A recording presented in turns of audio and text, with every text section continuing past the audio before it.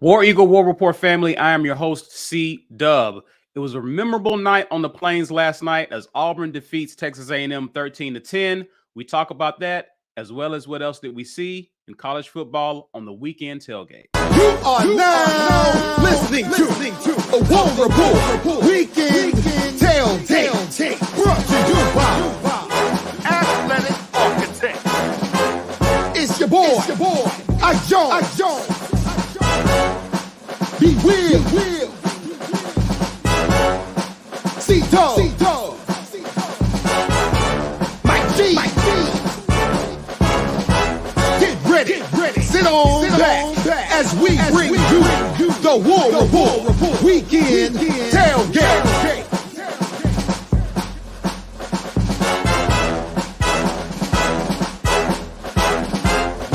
Eagle, happy Sunday, happy afternoon to you guys. I'm joined by Ike Jones, B. Will. You are watching the latest Weekend Tailgate brought to you by show sponsor Athletic Architects. Please be sure to head over to buildthehouse.com so you can begin planning your financial future today.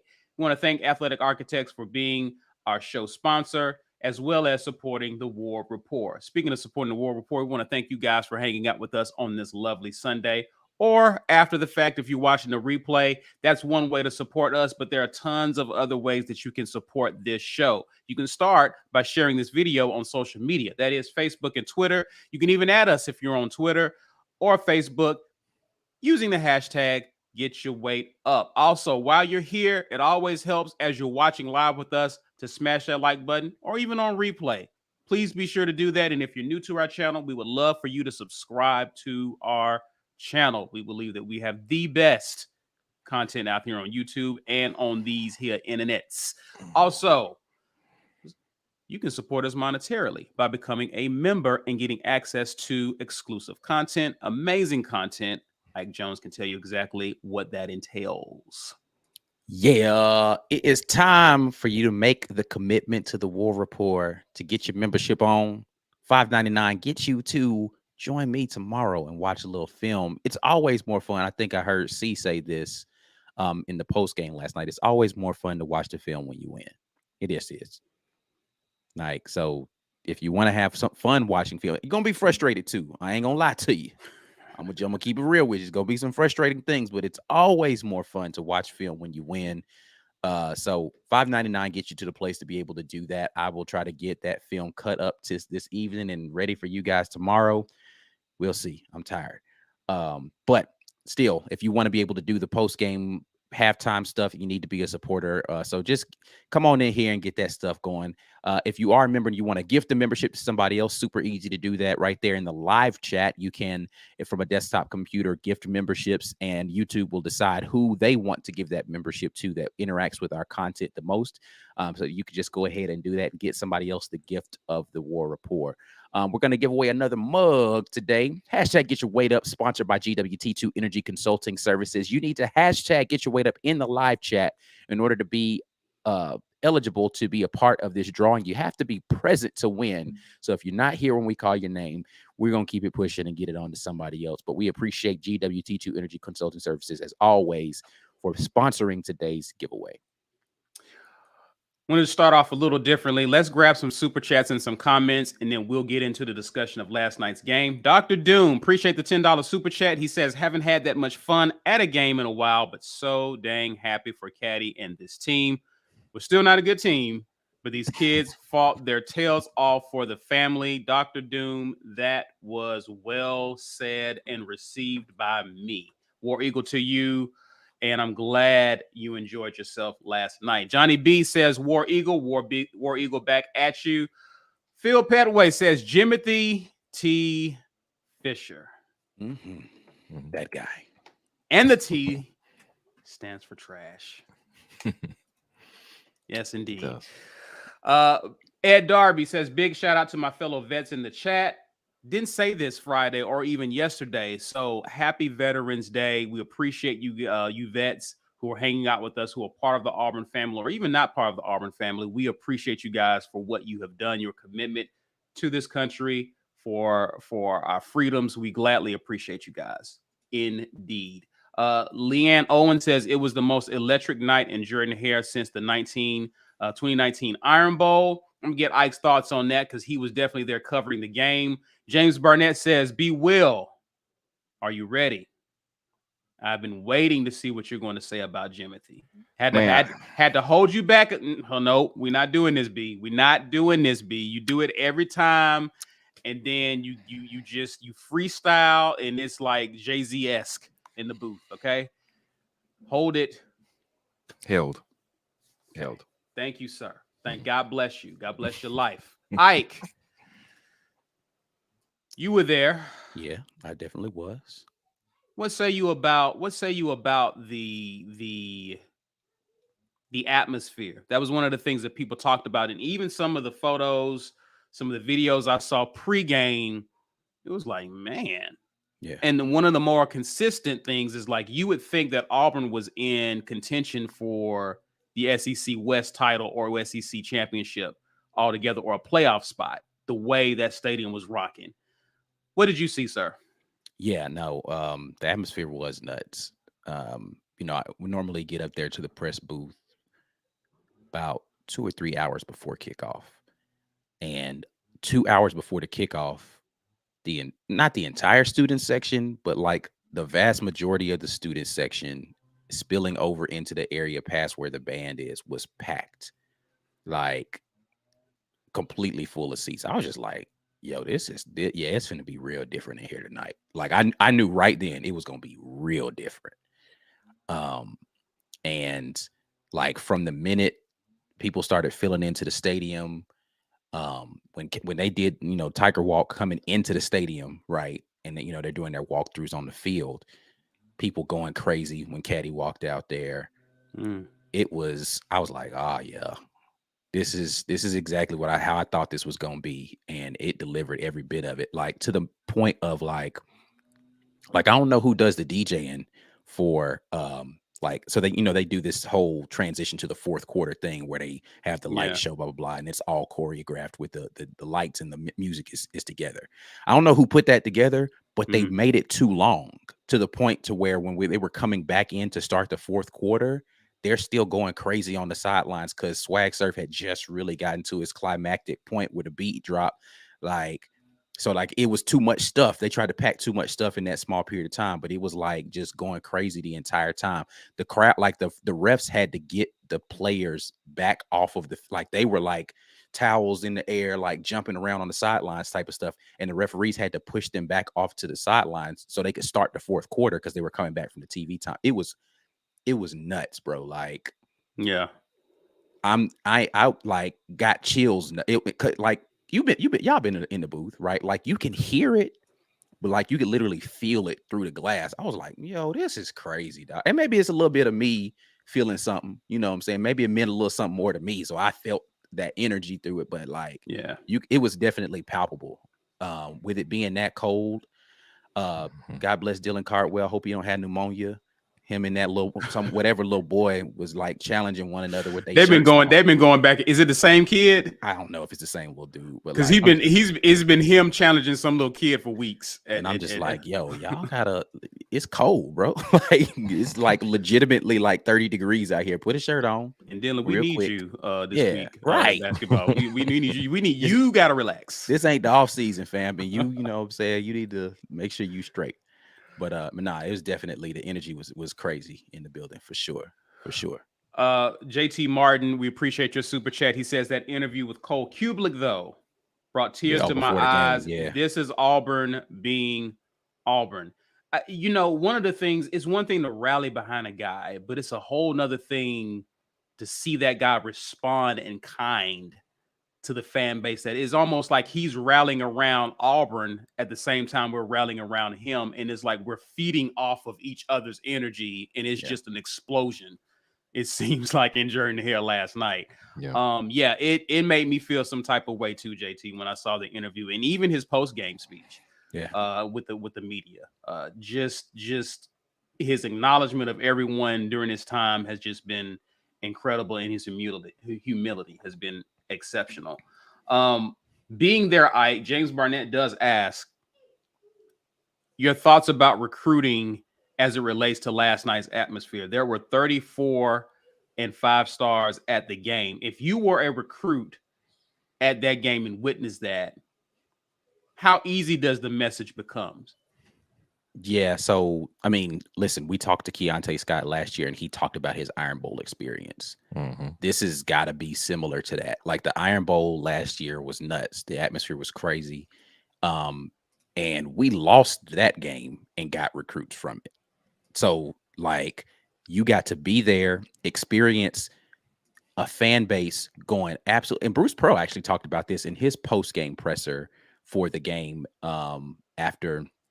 After South Florida, about like Auburn's sending a message to the college football world that you have a 3-6 team that just sold out a stadium, and not just sold out a stadium, but went nuts the entire game, like just going crazy. Like there are some places that are winning right now that don't have energized fan bases. You feel me? Like, right.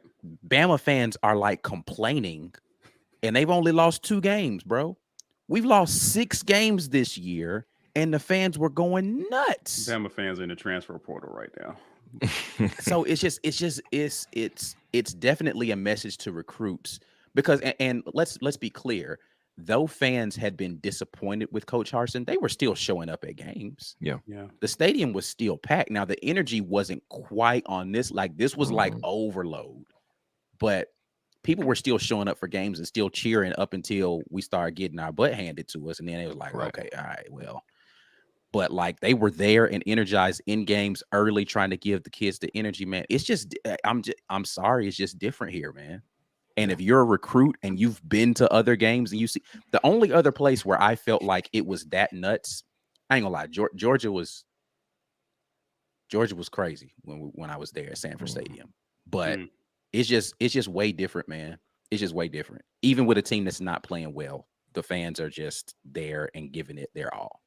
Yeah, for sure. Before we move on, one more, since we're on this, Mike Hendricks says, can Ike comment on the post-game presser? It seemed like Caddy really had a message about repairing the damage and healing the team more from a human perspective. Actually, Ike, do you want to wait on that and we can come back to this comment when we actually talk about coaching?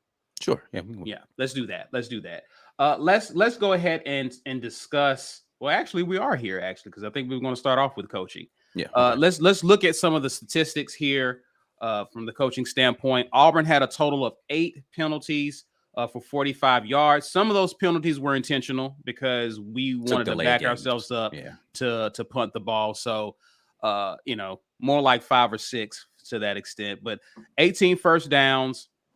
We were 5 of 16 on 3rd down. We were 0 for 1 on 4th down. In the red zone, we went 3 of 3, and we won the time of possession, 36 minutes and 26 seconds. Thoughts about the job in terms of coaching? Ike, I'll let you go first since you were not on the post game. Your thoughts about what you saw overall in terms of the preparation, decisions made in game. How did you feel about the coaching? I mean, overall, it was good. I think, there are still some things where I'm just like, I don't know about that decision right there that happened in the game.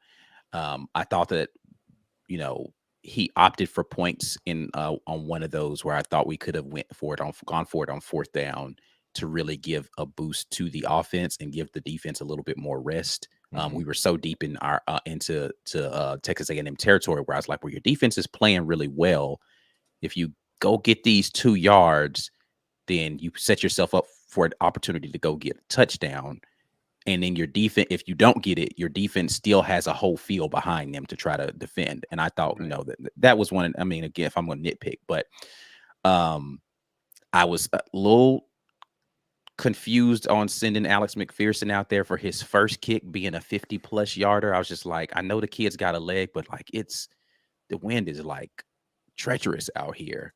And so I don't know about that being his first kick ever as a collegiate athlete. Like, it would have been a great story for it to be his first kick, but I just wouldn't. I would have preferred for us to just punt the ball again. Your defense is playing really well. Punt the ball, try to pin them deep.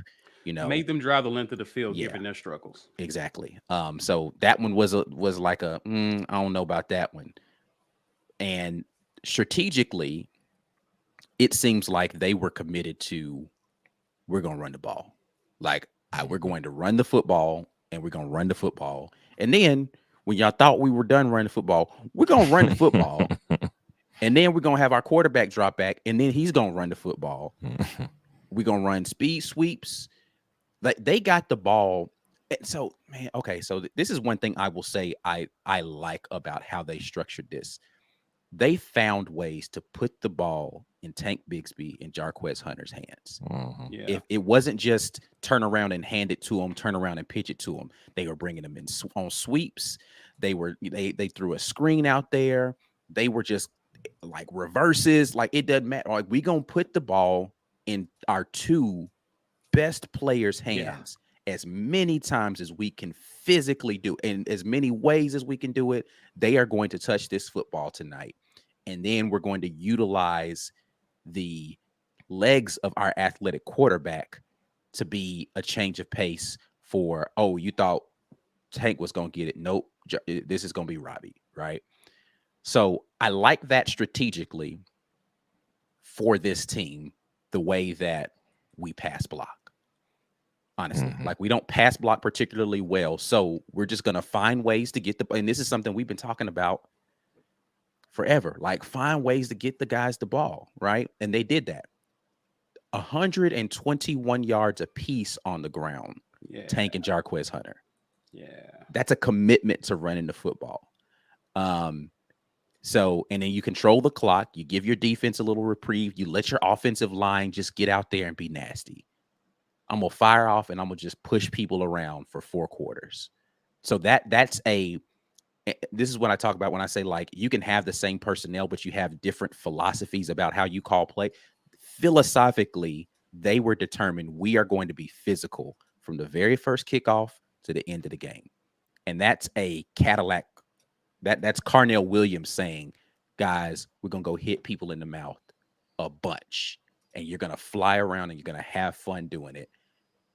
Scoreboard be damned, we're going to hit people in the mouth.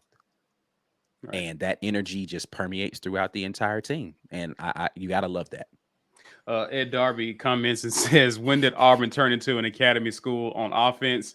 Do what you have to do. We saw multiple running backs on the field at one time, and it became a guessing game in some sorts. Especially, I like some of the things they did in the second half as well, in terms of how they were getting guys the ball, to your point, Ike. So I definitely like what I saw there. I like kind of the game that Wilfred called. And one of the things that I mentioned is that some people were kind of frustrated at Auburn towards the end of halves. This isn't a 2-minute offense. Right. Yeah. So that will frustrate you, because, like, hey, why are we not passing? Why aren't we not? Well, we got our own issues there, which we will get to. Yeah, we'll talk about the offense. But I do like the decisions that they made. Ike and B. Will. B, I don't know if you had a chance to check out the post-game presser. Ike, you were absolutely there. Comment on the message he had about repairing the damage and healing the team more from a human perspective. Yeah, I mean, he basically, what he was saying is that what a lot of people say about some certain situations when there's a lot of pressure is kids felt like they couldn't mess up. And when they messed up, it just kind of became this compounding thing, because nobody was there to, like, say, hey, listen, okay, you messed up. I got it. But we got this. We're good. Which I'm mixed about that, right? Because it's not as if Cadillac just got here. So, like, I guess in his mind, I'm responsible for my 5 guys, right? So I'm gonna make sure my 5 guys are good. But then, like, the rest of the team isn't really getting that. And I'm wondering, is that, like, just messaging to say Cadillacs is saying, like, we're gonna make a concerted effort to do this, and that just wasn't there when Harsin was the head coach? Like, because you've got a lot of the same people that are wrapping their arms around these kids. They didn't bring no new people into the building. It's the same people that's been in the building, but it's just a difference in focus.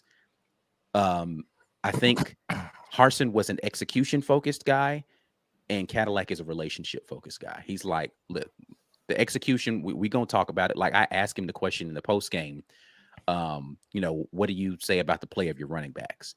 First thing out of his mouth, literally, I kid you not, go watch the video if you think I'm kidding. It's on our channel right now. The first thing that came out of his mouth is, we're going to have to talk about ball security with those guys.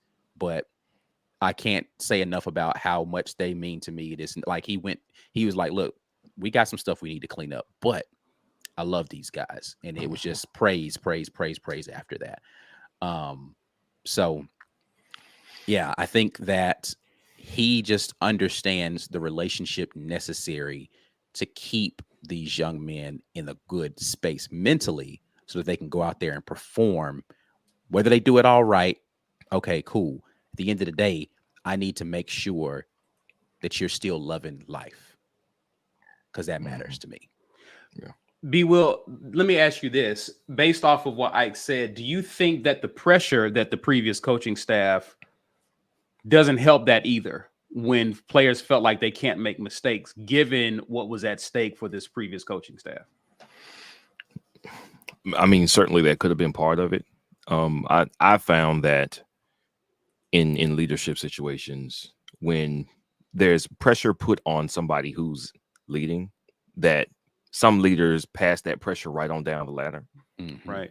And some leaders make it a concerted effort to be a dam for that pressure. It's like, no, you can put that on me, but you're not going to put that on them.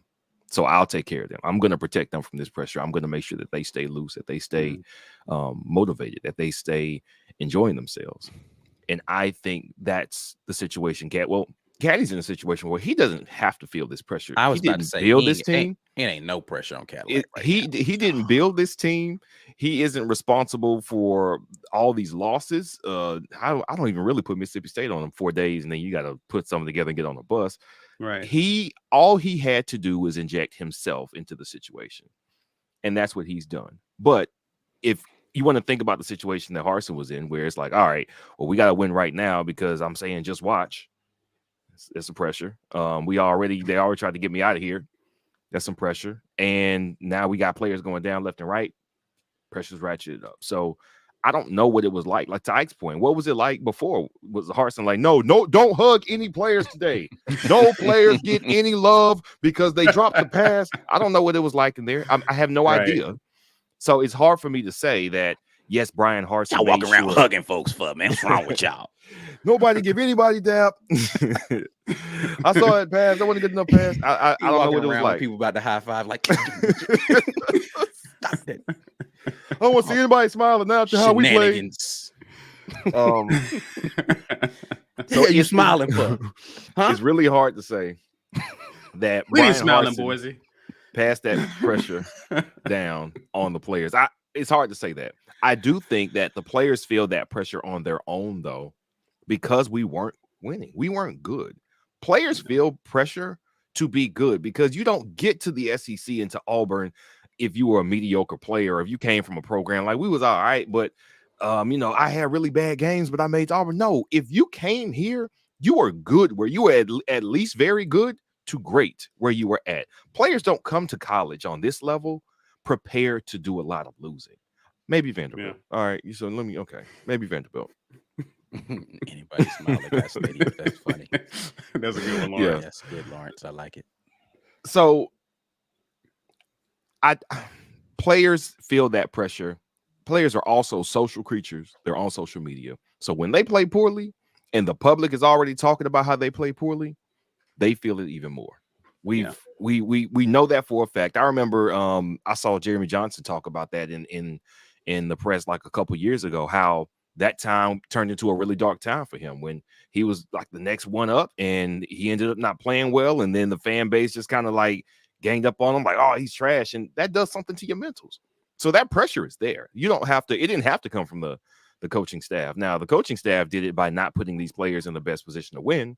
And then we don't improve. We still look bad. And now these players are catching the brunt of the hate. I mean, Harsin was catching it too. But what you do as a coach is you put your players in the best position to win.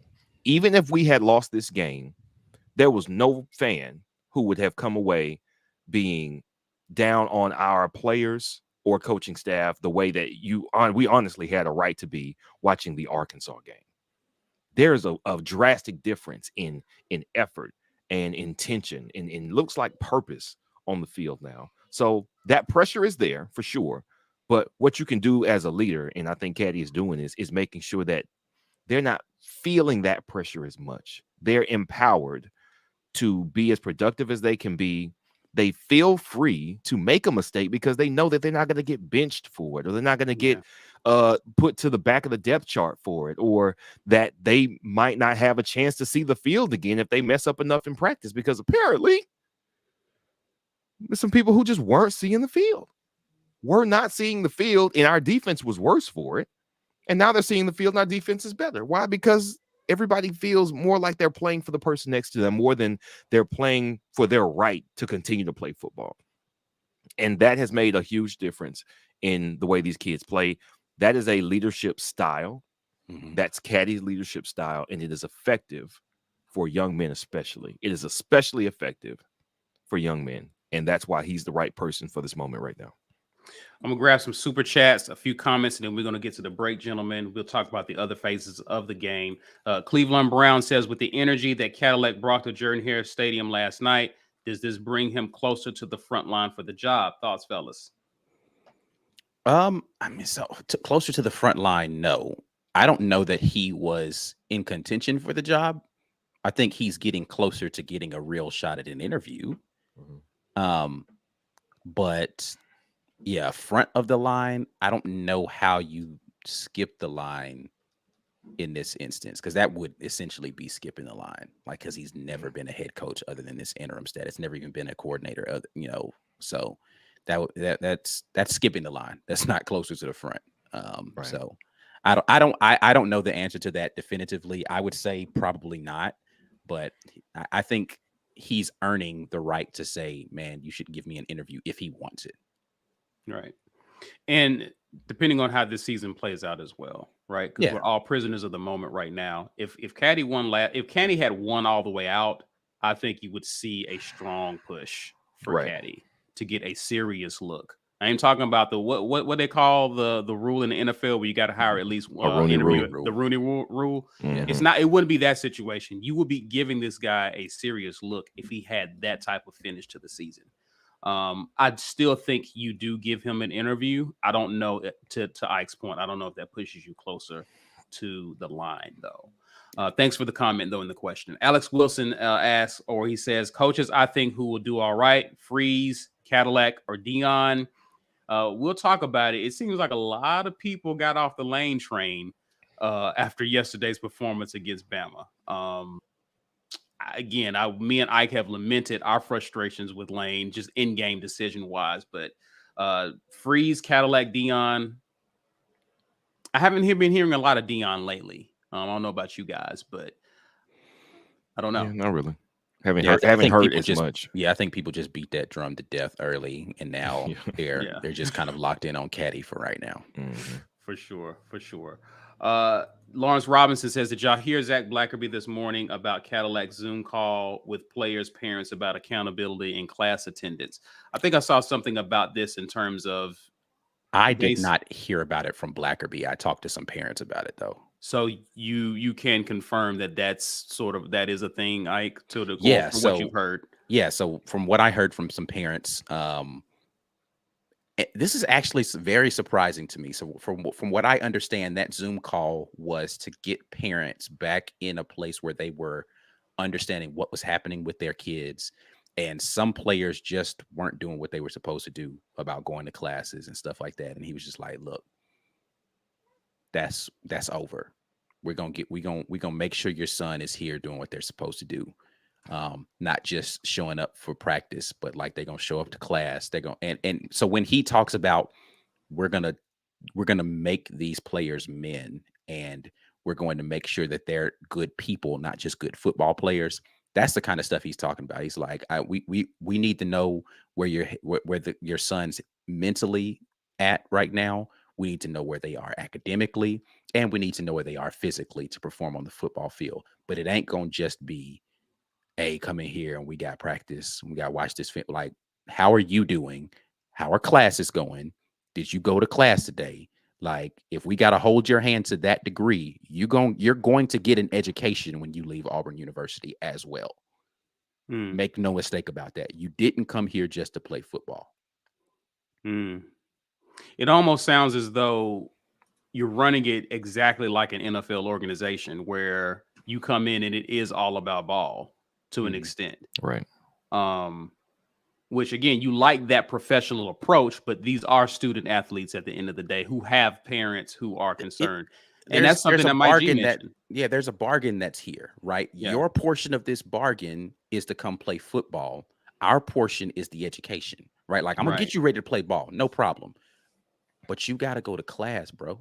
Like, you are a student athlete. I don't care what that NIL check says. I don't care how many tweets you get liked on Twitter. I don't care how many Instagram followers. You're going to class. Facts. Yeah. You're going and you know, some of y'all love you to death. You will never play this game after you leave this school. You're going to class. Right. You are one injury away from all of this being gone. Take your behind in there and go learn something.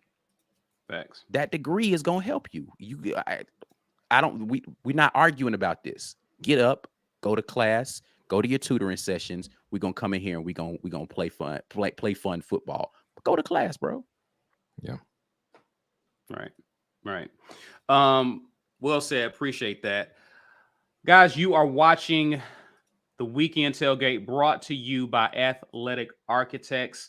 Guys, please be sure to continue to support the War Report by doing a few things. Share this video on social media. Please use the hashtag there. Smash the like button on this video as you're watching. It definitely helps us with our engagement as we go live. And if you're new to our channel, we would love for you to subscribe and become a member of the War Report. Let's take time to acknowledge the other show sponsors. This edition of the War Report is made possible by our generous sponsors. AuburnSports.com.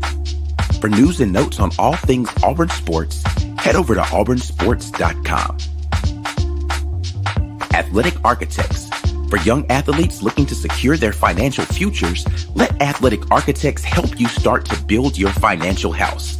Head over to BuildTheHouse.com. And our giveaway sponsor, GWT2 Energy Consulting Services. If you want the best in the business at restaurant logistics, check out our friends at GWT2Energy.com. Definite thanks to all of the sponsors of the War Report. We can't say enough thank yous to those that have used this platform to advertise their businesses. And we definitely thank all of you who have green names in the chat, who are using your hard-earned dollars to support what we have going on. And in return, we try to give you the best content that you could possibly imagine out here on the internet for your Auburn Tigers. If you want to be a part of the green name gang, then $5.99 per month gets you to the patron level, which gets you access to watch the film stuff. We got that going on for football and basketball. Watch the film stuff is coming up soon for y'all as well. So $5.99 is a good time to go ahead and get on board with that. I will be giving you that Texas A&M film at some point tomorrow. If you are not a member and if you are a member and you maybe want to gift a membership to someone else, you can do that right now in the live chat.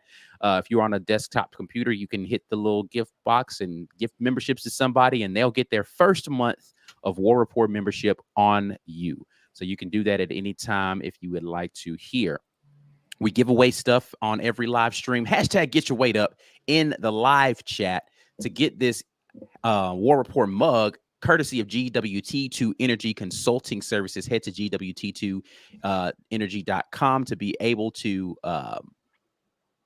get some stuff on your logistics. If you're in the restaurant business, go holler at our folks. Walt Taylor is a good guy, man, and he's always been a big supporter of the War Report. But GWT2 Energy Consulting Services sponsoring this. Hashtag get your weight up in the comments. We'll do that drawing here in about 30 minutes. You have to be present to win. Let's get back to it, gentlemen. Let's discuss special teams. Here are a few stats about special teams on last night. Auburn had 2 punt returns for 7 yards. No kick returns. A&M was pretty much booting it out of the back of the end zone.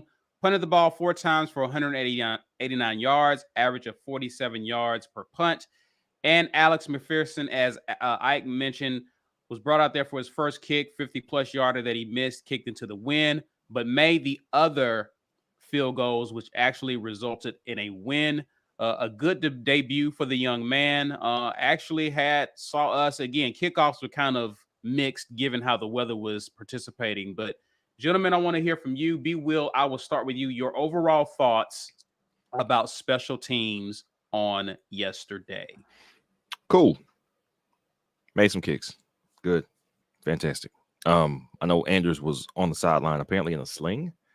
Yeah, he hurt his shoulder trying to make the tackle on that touchdown or that last kickoff return for Mississippi State. Okay. So there's the idea that somehow we rooting against Andrews Carlson to be good, or that we didn't appreciate his contributions because us and many people are saying sit him down for the other kicker that we have, for the true freshman Alex McPherson. I don't know how we can not appreciate what a guy has done, or somehow because we can be critical of his performance when he performs poorly, that means that we hate him. We're saying death to his family, or there's no correlation there, because we're talking about football. Kicks are missed and made. Kickoffs go into the end zone for touchbacks, so they don't. You've got the distance or you don't.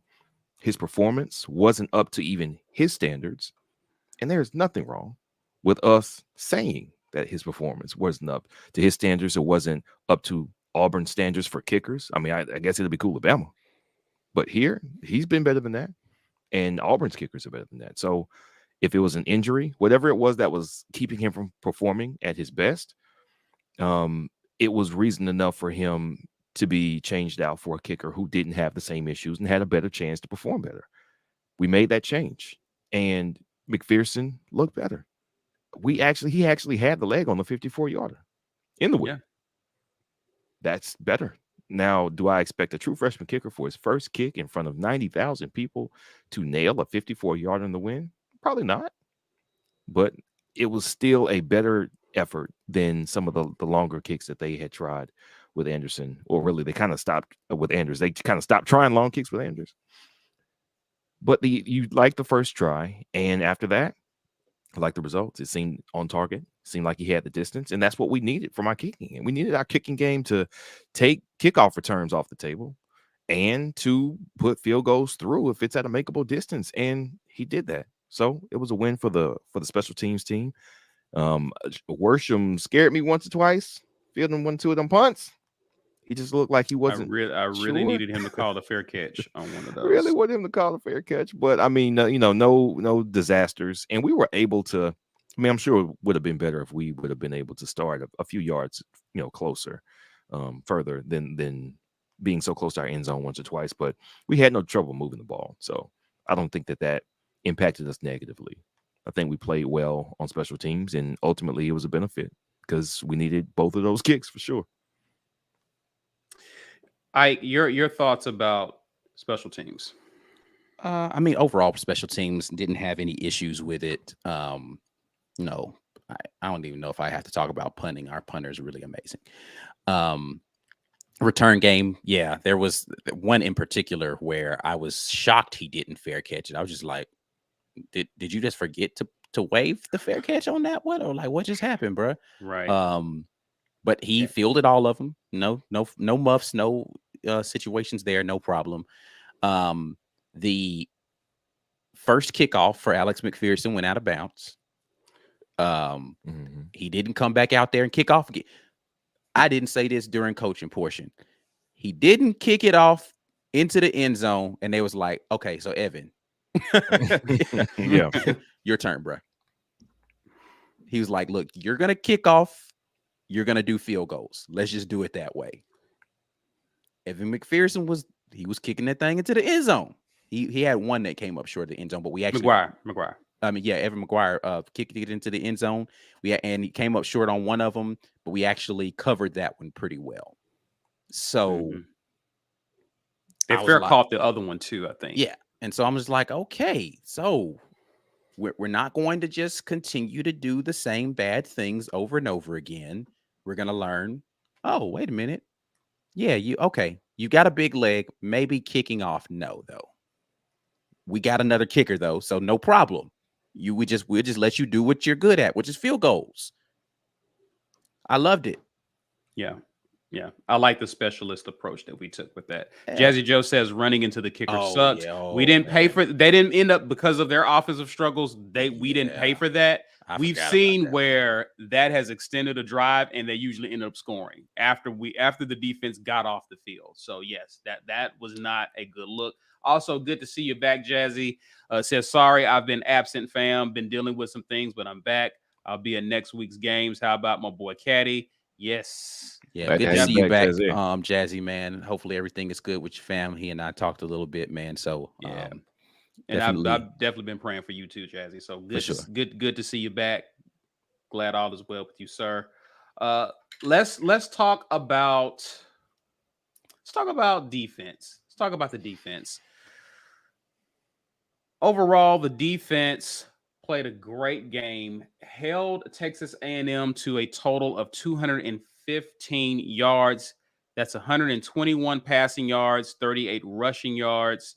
Had a total of 42 tackles. Actually, I think they had 94 rush yards, Ike, according to ESPN. Oh, okay. Yeah, 94 yards. But 42 tackles, 3 sacks, 6 tackles for loss, 6 QB hurries. Wigman was running for his life last night. The defensive line was getting pressure, and all in all, we saw great play at just about every level from this defense. I'll start with you, Ike, on this. What are your thoughts about this defense and how they performed? And actually, before we do that, let's go ahead and shout out the player of the game who you guys voted for, Kobe Wooden. Now, he had some real big impact plays. He had 1 tackle, a sack, 3 QB hurries, 1 forced fumble. Definitely affected the game at a critical moment, so we understand why he got the nod. But he was a part of a defense that was really becoming disruptive. B. Will, I even talked about at halftime how they're going to have to get after the quarterback. Mm-hmm. It's like when they sat back or when they only rushed 3 and dropped 8, he had time to throw. He was finding people. I was starting to see why they were high on this kid. But once we started coming after him, things begin to change a little bit. So, Ike, your thoughts about the defense and how they played? Defense was lights out for the vast majority of this game. They were assignment sound. They tackled, gang tackled. Didn't see a ton of missed tackles out there. The pressure on the quarterback wasn't like consistent where he just was like in the hurt locker the whole game, but it was well timed. Blitzes. I liked everything I saw from this defense. They were blanketing receivers. There were some open receivers out there, but you had issues with the wind, and you had issues just with just timing and all that sort of thing. So you didn't get to see. Listen, we'll talk about our offensive struggles in a minute, but I'm just gonna say it was hard to throw the ball last night. That wind was out there being vicious, and you saw it on Connor Wegman's throws when he was sailing passes to receivers or he was way behind them. It's like when it got into or even like when you saw like deep shots or punts, like it just seemed to hang in the air forever. Once that ball got into the wind, it was holding on to it a little bit. Like it was a clingy girlfriend out there. It was just like, hey, man, you stay a little bit longer. Like it was hard, man. Like again, that's not making excuses for any. I'm saying it impacted both of these quarterbacks last night. That wind was vicious, and it's even in the stands, you can feel the wind. It's different on the field. Like at field level, like temperatures are just very different than it is like up in the stands. So it's like you're feeling the effects of that a lot differently. And then, like I said, once you get, it's like you're throwing lasers or whatever, and you're trying to do it on timing. That's dead. That's dead, bro. Like it's just not easy to do. So yeah, I think all of those things combined allowed for us to just really make it very hard for Tech because they couldn't run the ball, right? Like if they had been able to run the ball, Devin Achane, maybe if he was there, he's got a little bit more speed to be able to get the edge on some of those plays. Maybe it's a different ball game. They couldn't run the ball. Passing was dead in the game. Your offense is dead. Yeah, for sure.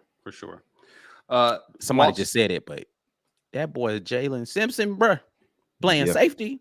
He in the right spot now. Wesley Hilson says he really likes him. That's been a revelation of sorts. It seems, Between guys. his ability to tackle and his speed, like he can make up for like I wasn't exactly where I was supposed to be because he's really fast. Right. And when he gets there, that boy is coming with some intensity. I like Jalen Simpson playing safety for this football team. Like I don't know who, maybe I don't know because I really like who we have in Donovan Kaufman. So that might mean Puckett might need to sit down. I don't know, but I'm just saying I like Jalen Simpson playing safety, dog. Yeah, for sure. Walt Taylor says, can we all discuss the job that Coach Schmidt is doing at DC? Defensive coordinator. Wasn't he a Harsin guy? In my honest opinion, Schmidt has had a different approach since Harsin's been gone too. What are your thoughts on that, guys? It's confusing. It's confusing. There's not a single person defensive, like personnel wise, that is any different. Right. But the defense is playing completely like, and it really is just attitude, man. Like, yeah, they just have a different swagger on defense right now. Like, I don't know, man. But this is the defense I was expecting to see the whole season. Right. Yeah, for sure. All right. Steve Bradley says, my facts and our question was Papo had his best game to date. Has his. I think he was saying on Wednesday from the Wednesday show. No answers. We didn't ask that, but so our thoughts on Papo, we gave Papo some love last night. Yeah, I mean, I don't know how I would have predicted that this would have been his best game to date before now. So I don't. If I had seen that question in facts, and I'd have been like, I don't know. I hope so. We're gonna need him to play it. And he had probably his best game of the season for sure. Of the season, I will go with season for sure. I have to go back and think about all the games he's played in these 4 years he's been at Auburn to say the best game to date. But to date this year, I don't know if that's even questionable. Like, he was where he was supposed to be, sound tackling for the most part, applying pressure. Owen Papo had a good game. This is the 5-star Owen Papo right here. This is the guy who you expect to show up week in and week out because he was such a highly touted recruit coming out of high school. Yeah. So, like I mentioned last night, I liked him. I like when they used him as a blitzing linebacker. I like when he's attacking and he's not having to think so much. He has one job, disrupt stuff. He's good at that. Yeah. I like when he does that. So he had a really good game. Lawrence Robinson asked, I thought this was a good question. Those offside penalties by the DBs were odd. Yeah. What did y'all make of those? Now, let me ask you this, Ike, because I think Arkansas kind of saw this too. When you have a QB, especially on the road, what they were doing is he would clap, but there would be a delayed snap. Mississippi State did this last week. Oh, Mississippi State. I'm sorry. Yeah. Mississippi State. So it's almost as if we're going to draw them off by clapping because they're looking at the QB and not the ball. Mm-hmm. And so what was happening is those guys would jam the receiver immediately thinking that the ball was snapped because they're going off of the QB clapping. But what did y'all think? No, that's exactly what it was. The defensive line learned that lesson last week against Mississippi State, and they weren't jumping, right? Like, they were just like, all right, cool. You can clap all you want to. I ain't moving till this ball does. DBs, on the other hand, especially if they're in press man, are not looking at the ball, right? Like, so they're like focusing in on their receiver, and what they should be using for their cue is the receiver's motion, not the noise. So they were hearing the clap and then they're going to press, as opposed to waiting for the receiver to move and then you reacting to that. And so that's just that was the issue on both of those situations. They heard a clap and they were thinking, all right, it's time to get active, because they was like, we're playing more man defense last night than I think I've seen us play all. Like, they were just physical, like at every level. They were just like, no, we're just gonna go out here and we're gonna be very physical athletes for 4 quarters. And so they were just like, all right, cool, it's me and you, bro, let's go. And so they weren't. But again, you don't get the benefit if you're playing press man to be looking at the ball, because you have to be looking at the receiver's release.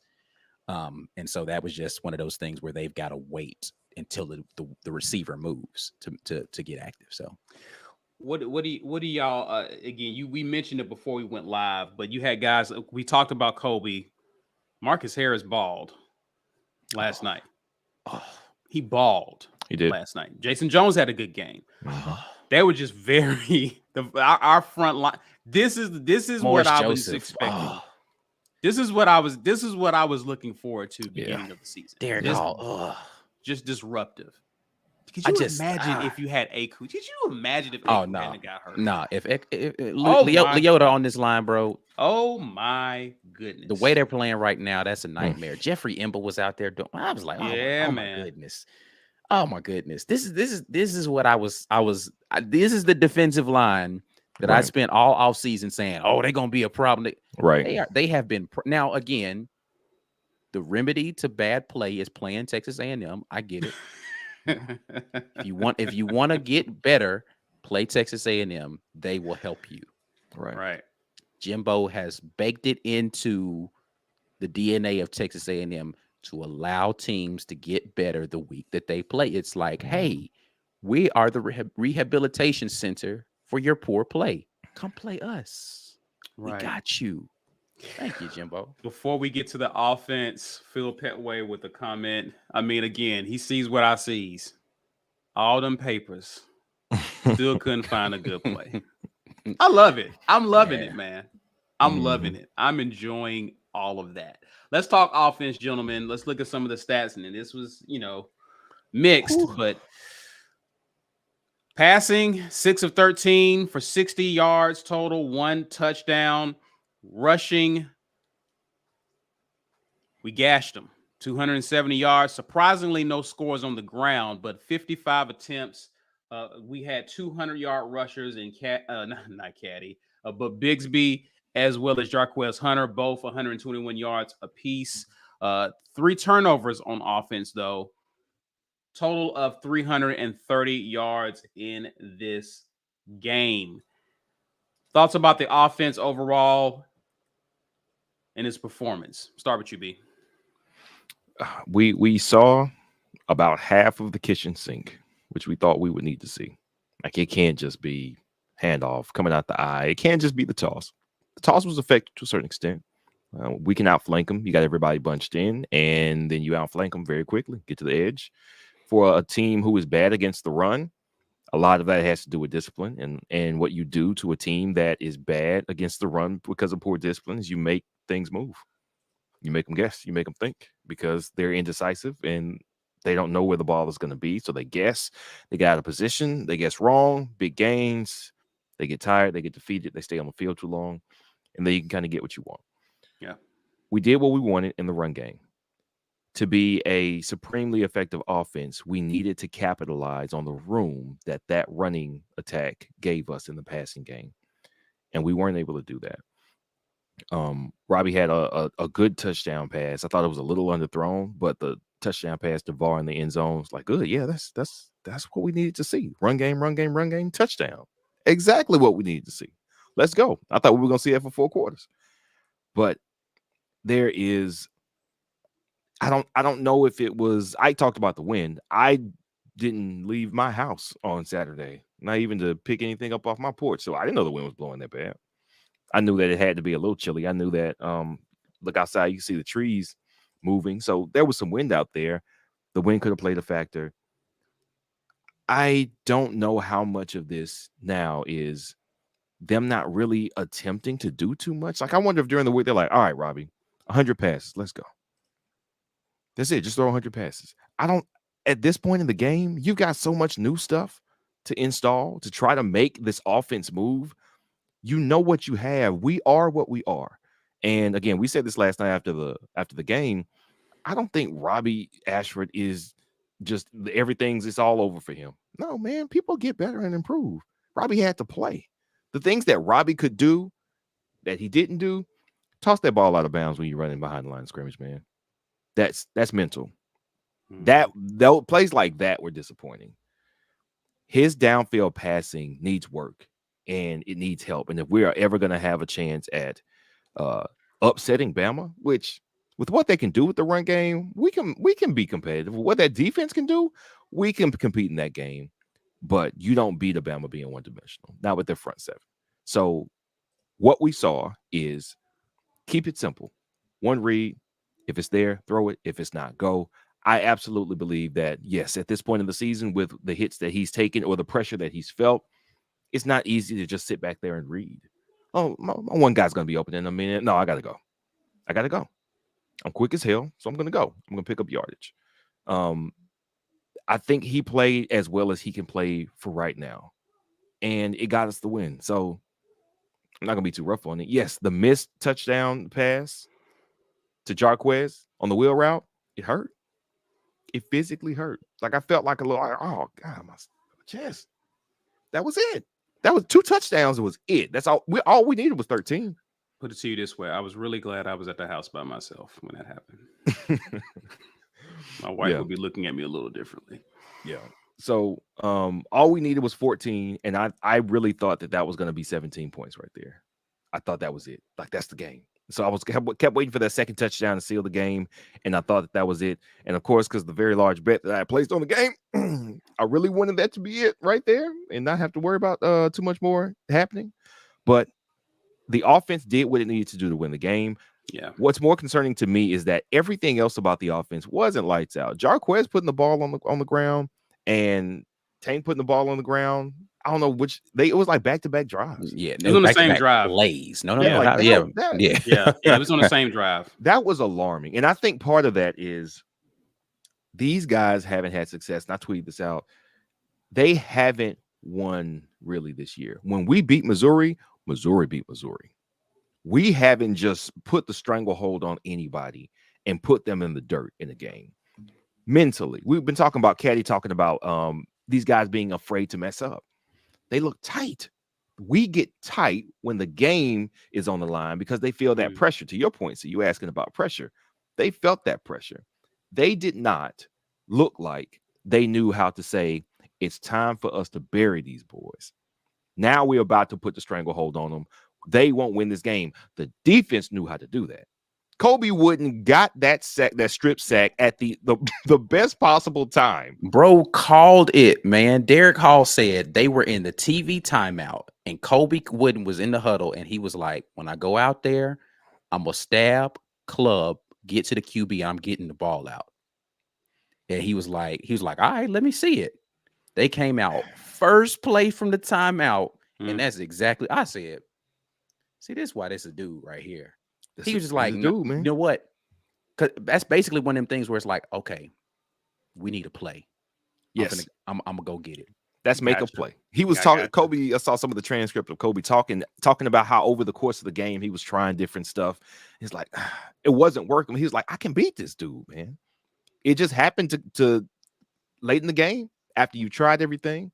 After you giving him stuff to like, okay, he's just going to try this, which is such the chess match between defensive linemen and offensive linemen, which is so cool to hear him talk about that. Yeah. He knew how to make that play. The defense knows how to make that play. They know how to make those plays. They've been winners and they've been good even when the offense has been bad the last 3 seasons. Well, they weren't great in 2020. So the last 2 seasons and go back to 2019, they know how to do that. The offense has not been able to. I'm trying to remember the last time the offense just won us a game. 2 years, 3 years, 4 years.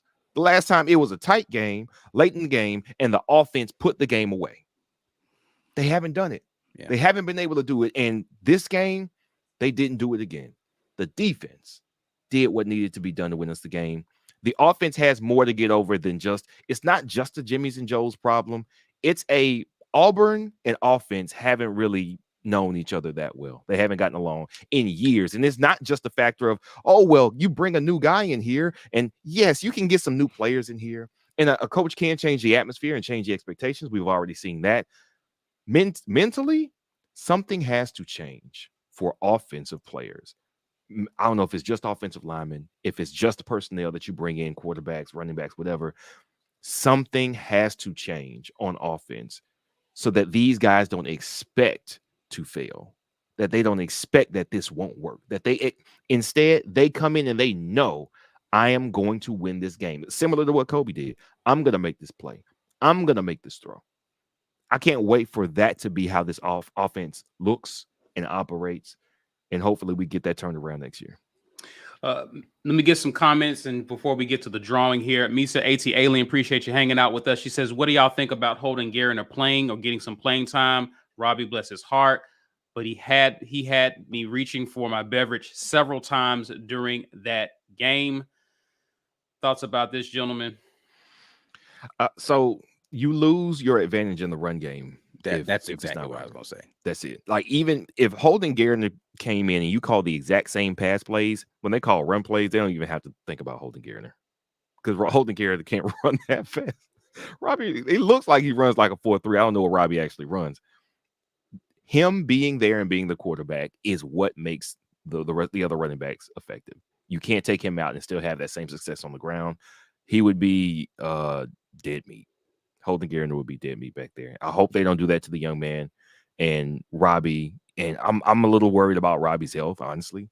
There's no way you can run that hard. He took some hard hits last night. Listen, I ran into Robbie. I didn't mention it, but I ran into Robbie after San Jose State.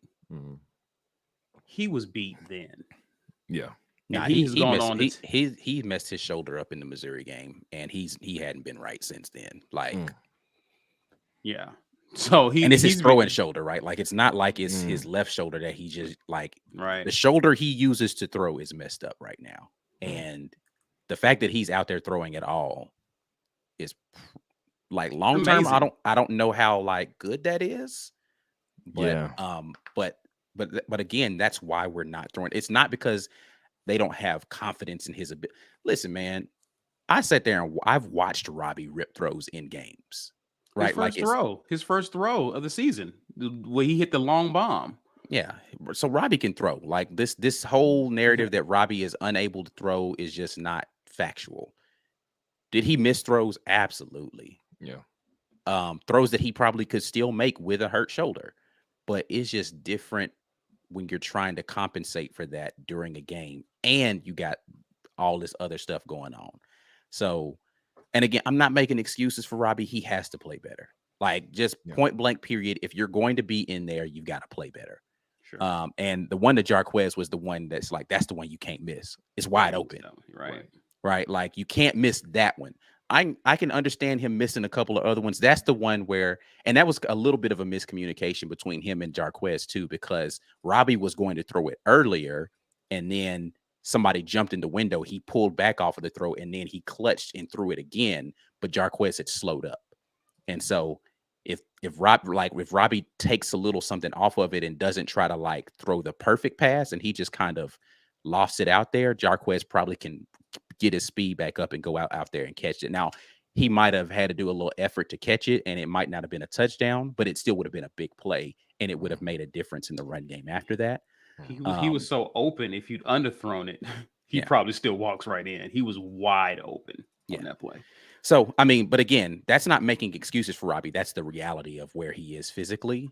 But at the same time, again, he still has to play better but I wish somebody, if you're close to any of the coaches, just tell them to become a member of the War Rapport, and then I'll slide you film of y'all running plays that are in your playbook. I have the film that I've just put those in there, because those throws don't require him to do much. Right. And they're not all under center turnaround bootleg handoff, right? Like, we're going to do the heavy play fake under center, and then he's going to do a rolling bootleg back out play action, or a heavy play fake, stand play action. Some of these are out of the shotgun. Some of them are out of the pistol. Some of them, there are things, and I think that's my only frustration right now. It's the situation your quarterback is in. The situation this offense is in. There are things you can do to be helpful for all of them that don't require you to put him in harmful situations, don't require you to have some amazing offensive line play. It just requires you to make a really simple throw. And if you do those earlier in the game to see, if Robbie's got it that game, just give him a couple of them, let him warm up. You make the defense see a little something different. Your run game can be more effective. Not that the run game was super effective anyway, despite we threw the ball 13 times and still ran for over 200 yards. Right. Again, that's thank you, Texas A&M. Yeah. But still, the commitment to the run is there. I'm just saying there are things that you can do that allow you to pass the ball that don't require you to do a whole bunch of extravagant stuff. It just doesn't. Right. And if you're a patron, you can go watch me show you what I'm talking about. Like, you don't take my word for it. I'm showing you plays from this season that we've done exactly what I'm talking about. Yeah. Jazzy Joe says, how about Caddy beating Jimothy B. Will? You're the first person I thought of after we won. Wait for it, Jazzy. Wait for it, Jazzy. You will not be disappointed. Feeling good. I'm feeling good. Yeah, Man. I know you are. I know you are. Joe Kyle says Robbie is beating himself up badly. I think his confidence level is digressing. We kind of already talked our thoughts about this. He's not beating. I mean, he's already beat up pretty badly. Yeah. So I think there's a lot of that. And something else I mentioned, Hartline is still on his staff. He's still. So I don't know what kind of work this kid is even given that how much work he's able to get during the week anyway. With that, so something to just keep in mind. Thomas Jones, appreciate the super sticker. Thank you, sir. Ed Darby. He had a comment somewhere in there too. Let me go find it, but go ahead, continue. Okay.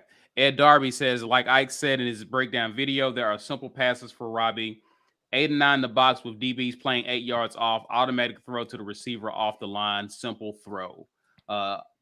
True indeed. Ed Thomas Jones says, "Can Auburn please get Robbie longer cleats?" Because it's now I mentioned this in our chat with us. I was like, "Yo, what is going on with these cleats of his?" He slips down a lot during games. I know he's doing a lot with his feet because he's moving one way, his mind is thinking another way, but seems to be slipping a lot in the games. But thoughts on that, gentlemen? Yeah, I don't know what the issue with that. That ain't got nothing to do with him being hurt. So I can't even explain him falling all the time. So. Yeah, I don't know. It seems like Robbie is he's trying too hard not to mess up is what I think it is. Yeah. And I think that's under the right leadership, that can be changed. He can go in with confidence and not I'm trying to win, I'm trying to succeed, which he is, and he has a lot to prove here. We talked about that early in the season. Robbie Escher has a lot to prove here at Auburn. Yeah. Things didn't go great for him in Oregon, and a lot of it was some of the things that we see all over college football, favorites, politics, and this was his shot, and he wants this a lot. Just besides getting the thing from Finley or Harsin giving him the nod, he had a lot to prove to himself, and I think that puts some undue pressure on him. And hopefully, under the right leadership and the right coaching staff, he can be more free to use his skills effectively and not put so much pressure on himself that he's messing up like that.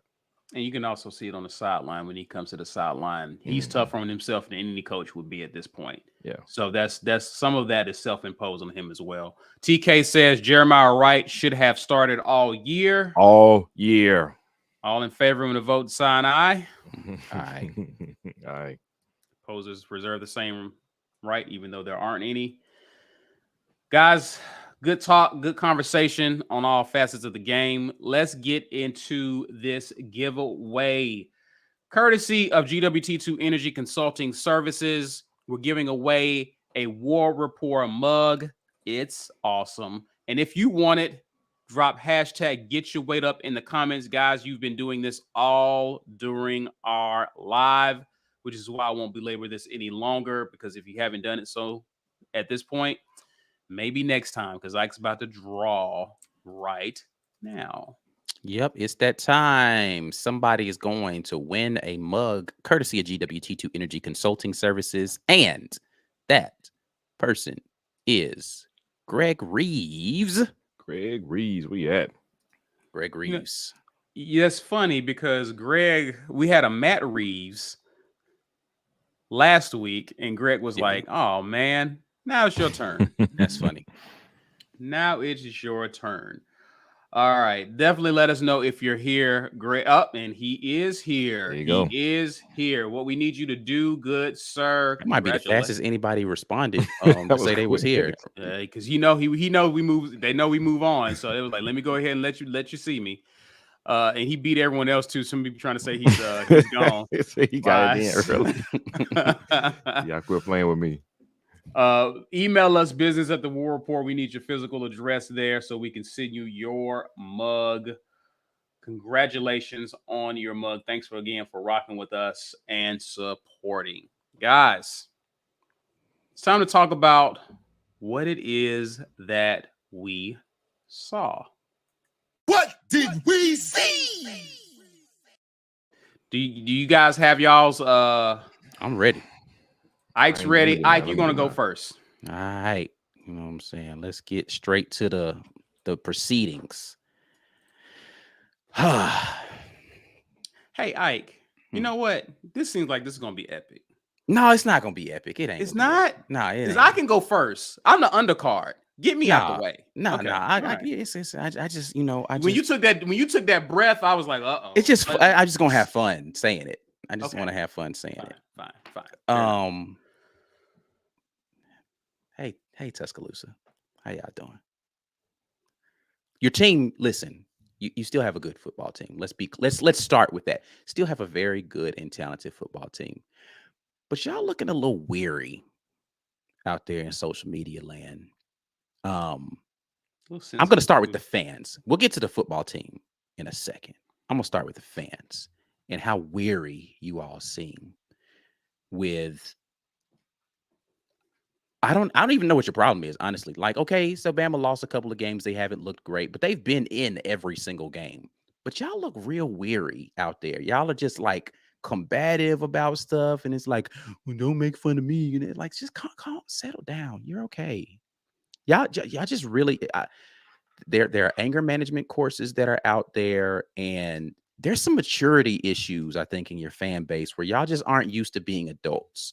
And so maybe this is forcing you to deal with that and be adults. And I just want y'all to like take a nap.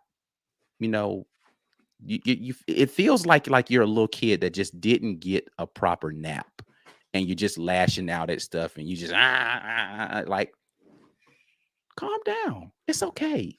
It's all right. Yeah. Okay. But let's talk. Sunshine. This is beautiful. But let's talk about your undisciplined football team for a second, shall we? Like, I don't know what's going on with the guys that are suiting up on Saturdays, but these young men lack so much discipline right now. Stupid penalties, out of position, just all kind. Like, I sat and watched one of your guys, luckily not get flagged for this, but tackle Jackson Dart, get up after the play, push his head into the ground again twice. I don't know what the ref was looking at, but the camera definitely caught it. For what? Like, you had gotten the stop. You basically just gifted them a first down, but the ref was just like, I don't know. It looked like Caesar just a minute ago. He just put the glass on. I didn't see nothing. Y'all, do you need a nap? Do the players need a nap too? Because y'all look really tired right now. It's almost as if you're just like you want the season to be over with so you can stop being so tense. And I want that for you too. So let's make a deal right now. You guys just halfway show up in 2 weeks for that game, and we could just go ahead and put your whole season out of your misery. Y'all could lose to one of the worst Auburn teams in recent history, and you can feel completely bad about yourselves. Deal? Just keep doing what you're doing. Thank you. And Bryce Young looks tired from carrying your entire team. I'm done. Well said, sir. Well said. Good stuff. Good stuff. God bless you. Guys, listen. If you're a head coaching candidate for another school, you may actually lose a game. It happens. I know that's crazy. I know that's crazy that once people want you, you now got to win every game you coach in, right? Nick Saban was getting skull drugged in the NFL, and we saw how that turned out. Kirby never coached a game as a head coach. Took his fair share of losses when he first got to Georgia. Look how that's turning out. Dabo hadn't even coordinated an offense. Lost for a few years. Look how that turned out. And I can't stand Dabo. Coaches lose games. They do. It's going to happen. Okay. Believe it or not, there is not a head coach out there with a perfect record. Therefore, there's no perfect candidate. But really, Mark Stoops? Really? Yeah. Vandy. Yeah. Vandy. Let's talk Really, about bruh? I thought this game was over. I saw Kentucky go up. I don't even know why they interrupted the game to show this highlight of the Vandy Kentucky game anyway. But I saw Kentucky go up, and I'm like, oh, okay, cool. Then I see an update where Vandy scores again and wins the game. Now, I usually fight against being prisoner of the moment. And I know it's Kentucky, but they are still Vandy. You should beat Vanderbilt. You should beat Vanderbilt. James Franklin's not at Vanderbilt. You should beat Vanderbilt. Now, when he was at Vanderbilt, I think they won 8 games one year or something like that. Mhm. Something crazy. Okay, Vandy was a little different then. They haven't been the same since then. You should already start off. The whole mantra of 1-0 is because you got Vandy on your schedule. You at least know you got one win. Mhm. Bruh. Great defensive mind. But I'm going to need you to at least win these games. I mean, Will Levis and his I'm gonna be the first quarterback drafted. He didn't. You mean to tell me he didn't shred Vandy? What?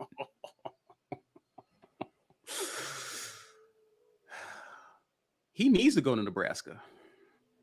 He needs to go to Nebraska because after their all-world quarterback leaves, this is your bet. This is your shot to get a job, Mark. You need to take full advantage of if Nebraska offers you, take it. Take it. Because it's going to be kind of rough for you. Who knows? Y'all may figure it out. Y'all may have a good year next year. Who knows? Who knows? But the East ain't getting any easier with Tennessee ascending. Maybe Florida's figuring out some stuff. Who knows? Get out while you can, Mark. I give my time, the rest of my time, to be Will. Thank you, C. You know, it was I got to tell a little bit of this story last night after the game. On Monday, after I saw the effort from Mississippi, from Auburn against Mississippi State, I woke up on Monday. I went to the presser for Coach Caddy on Monday afternoon. I left that presser and said, Auburn is going to win this game. No doubt in my mind. I didn't think there was a chance that what Coach Caddy had put out there as far as message would fall on deaf ears. We were going to win this game. I placed $2,200 of my prior winnings from betting on Jimbo Fisher to lose. Let's start there. Bet on Jimbo Fisher to lose. And I won many thousands of dollars. I placed $2,200 on Auburn to win and betted on Jimbo Fisher to lose because that's what he does. My heart is still warm from last night, not only from the fan base rallying around this team, but from Jimbo Fisher losing. Benching the best wide receiver on the team for wearing arm sleeves.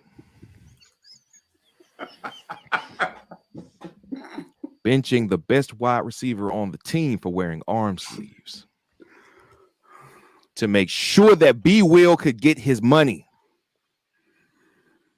He wanted to share the wealth. Jimothy has been blessed with a $95 million contract over however many years. He knows he's set for life. So he wanted to make sure B. Will could just get a little something. And I appreciate that. I count on Jimbo. As a matter of fact, you can always count on a loser to be a loser. I submit to you this afternoon. It has been with great pleasure I've watched this season, not for Auburn football's sake. This season has been one of the roughest seasons I have been an Auburn fan because we are more invested now doing the War Report than we ever were as just fans. Ike and I would have a 30-minute conversation after a loss that we shouldn't have. Man, what in the world was he thinking? You can't just play the other dude. Now, we don't just have that conversation once a week. We have that conversation 4 or 5 times a week, combining on camera, off camera. We're messaging each other all week. We live this in a way we didn't live it before. So it's been a very hard year, hard football season. But what Jimothy Fisher has done by unmasking himself to the entire college football world. As a matter of fact, he waited until he got the #1 overall recruiting class ever in history to shit the bed. I can't think of a more appropriate script for somebody who, as a human being, I don't think he's done anything wrong, but as a professional, he is in so far over his head. The humility has not quite gotten to where I would like to see it with Jimbo. There is a moment in every head coach's tenure when they are not fit for the job, where they look like they are not fit for the job. 3 examples. Charlie Strong at Texas. He has a couple rough seasons, and then they lost to Kansas. Not this new Kansas, old Kansas. The same way we're talking about James Franklin. That was some new Vanderbilt. This was old Vanderbilt that Kentucky lost to, and this was old Kansas that Charlie Strong lost to. And he got asked in the post-game press. They said, Coach, what does this mean for you and your tenure? And he had his hands on the podium. He looked to the left and right. He said, I really don't know. I was like, dang, Charlie Strong, he's defeated.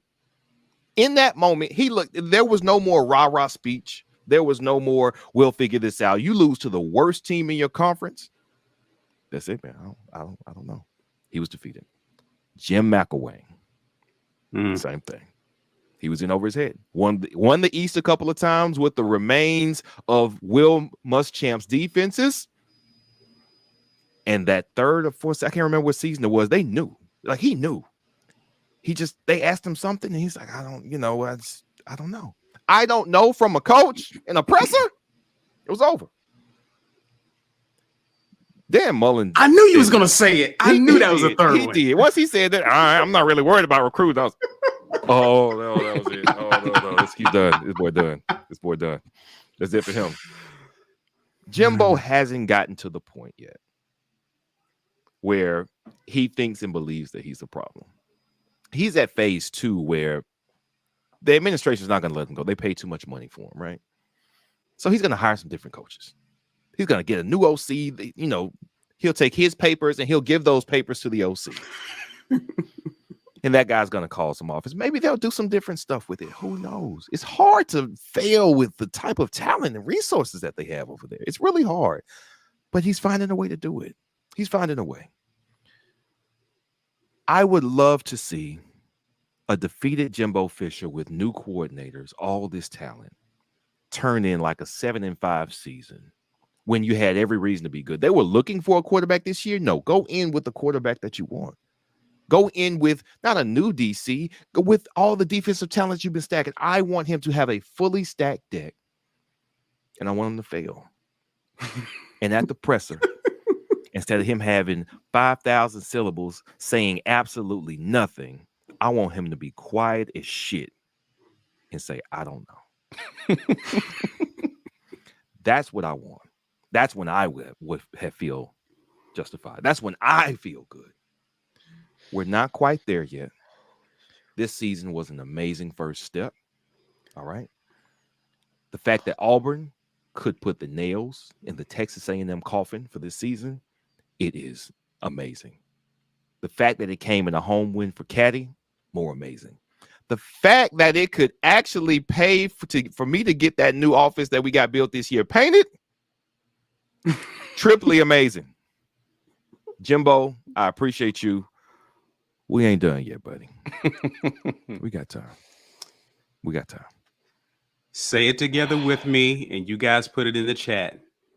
Hate, hate, hate, hate, hate, hate, hate, hate, hate, hate, hate, hate. Yeah. That was freaking incredible. I told you, Jay-Z. I mean, B Will, you did great, man. I told you, man. Cleveland Brown says, B Will, remember Rich Rod at Michigan. Did he have I don't remember if he had a presser where everybody was like, oh, he's done. I don't remember. I wasn't paying close enough attention. I don't know, but that was a disaster. It was. That was an utter disaster. Man, and we could have had that disaster in Tuscaloosa. Oh, that was, what somebody asked on Twitter, what's your greatest what if for in college football in the last 30 years or something? Man, I wonder so much. To be that Rich Rod accepting the Tuscaloosa job, that would have been the absolute best. Now, at the time, so good. At the time, it was funny. At the time, it was funny, but it was short-lived because we know how that ended. Right. And if he had not have turned down that job, oh my gosh.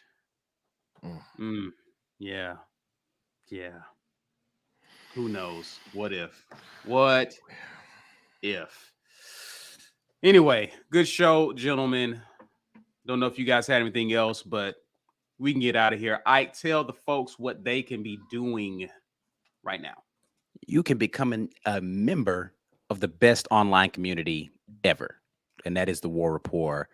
$5.99 will get you to patron level, which gets you a film review, which we're going to be doing tomorrow. I still want to figure out a way we can get back to doing those live film reviews. I miss being able to do live film reviews with you guys, but you know how YouTube gets down. We'll figure that out at some point in time and get you guys in there for that. But $5.99 per month will get you there. $3.99 to get you to supporter level, and that gets you to be able to get a lot of the benefits of the game day experience. And we will appreciate everybody for doing all those things. If you are a member and you want someone else to be able to get a free membership or at least their first month membership on you, you can gift memberships right now on YouTube in the live chat right down there. You can just hit the gift box and gift memberships to fellow War Report community members who might not have taken that plunge. And we would definitely appreciate that. If you didn't get an opportunity to win something today, congrats again to Greg Reeves. But if you didn't win today, go to warreport.com and you can shop on our merch store. You can view a lot of the content that we have over there. And you'll be able to as well support financially in that way. All of the financial support that you guys provide to us, we appreciate because it helps us to continue to bring you all of this great stuff that we're doing. We are the Auburn Express, powered by the War Report on the pod. We have some audio only pods that are out there that you guys definitely want to listen to. We have more of that type of stuff coming for you as we get into basketball season. We're going to be doing a little bit more. I think we're going to drop a basketball pod for you guys coming up soon as well. So just a lot of great stuff coming from the War Report, and we appreciate everybody who's been supporting us. Indeed. And guys, you can already know what to do. Before you get out of here, share this video on your social media. Smash the like button. Please get our likes up. Also, subscribe if you're new to the channel. We also are on social media. Already mentioned Facebook and Twitter, but we're also on Instagram at The War Report. You can also find us on TikTok at TW Report. That's it for now, guys, but we got a lot of content this week. Still got a lot of stuff to talk about. We will see you later. Enjoy the rest of your weekend. And as always, War Eagle. War Eagle.